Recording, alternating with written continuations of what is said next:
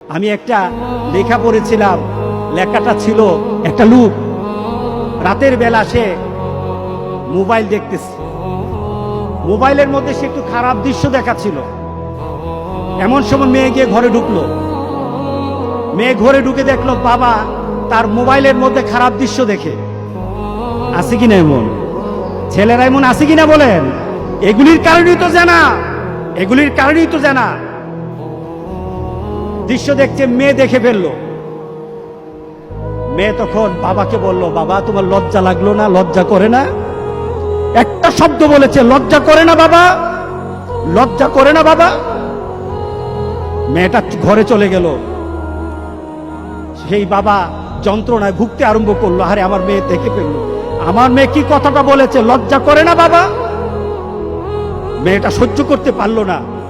সে লোকটা অফিসে চলে গেল, অফিস করতেছে, কিন্তু আর ভালো লাগে না। মেয়েটা কি বলেছে, লজ্জা লাগে না বাবা। কিন্তু মেয়েটার যন্ত্রণায় সে হার্ট ফিল করলো, বাবার এই অবস্থা দেখে হার্ট ফিল করলো।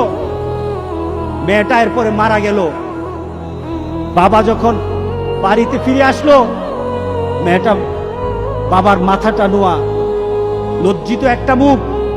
এখনই আমার মেয়ের সাথে দেখা হলে আমার কানে বাজতেছে, আমার মেয়ে আমাকে বলেছে লজ্জা লাগে না বাবা। আমি কিভাবে আমার মেয়ের সামনে যাব, আমি কিভাবে আমার মেয়ের সামনে যাব? এই চিন্তা যখন করতেছে, এমন সময় দরজা খোলার সাথে সাথে একটা চিৎকার শুনলো।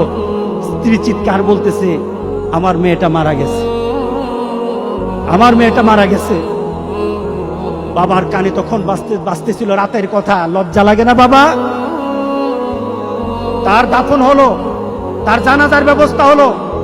দাফন করার সময় মেয়েটাকে যখন কবরের মধ্যে দাফন করে দেয়, কবরের মধ্যে রাখা অবস্থায় বাবা একটা চিৎকার করার কথা ছিল। মেয়েটা তো চলে যায়, বাবা চিৎকার করার কথা ছিল, বাবা চিৎকার করে নাই, বাবা হেসে দিয়েছে। বাবা হেসে দিল। তাকে জিজ্ঞাসা করলো, তুমি হাসছো কেন?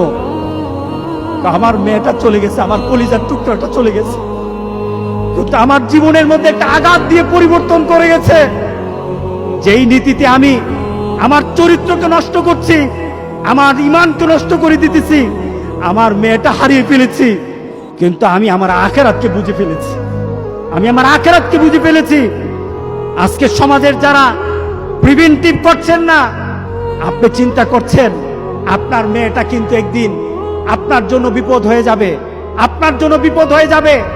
এই মেয়েটা যদি চরিত্রবান হয়, তাহলে আপনার জন্য এটা কাল হাসুরের দিন আপনার জন্য অনেক কিছু পাওয়া হবে। আর এই মেয়েটা যদি চরিত্রহীন হয়, তাহলে মনে রেখে দিয়েন, আপনার মেয়ে কিন্তু আপনাকে ছাড়বে না, আপনার মেয়ে আপনাকে ছাড়বে না। সুতরাং আমরা যদি হতে চাই, ভালো একটা বাবা হবো, রাজি আছি সবাই?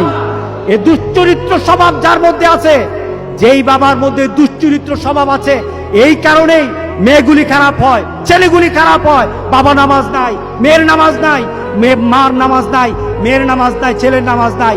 সুতরাং আমরা চলুন একটা সুন্দর একটা সমাজ চিন্তা করি, যেই সমাজের মধ্যে খারাপই থাকবে না, প্রতিরোধ গড়ে তুলবো ইনশাআল্লাহ। রাজি আছি সবাই?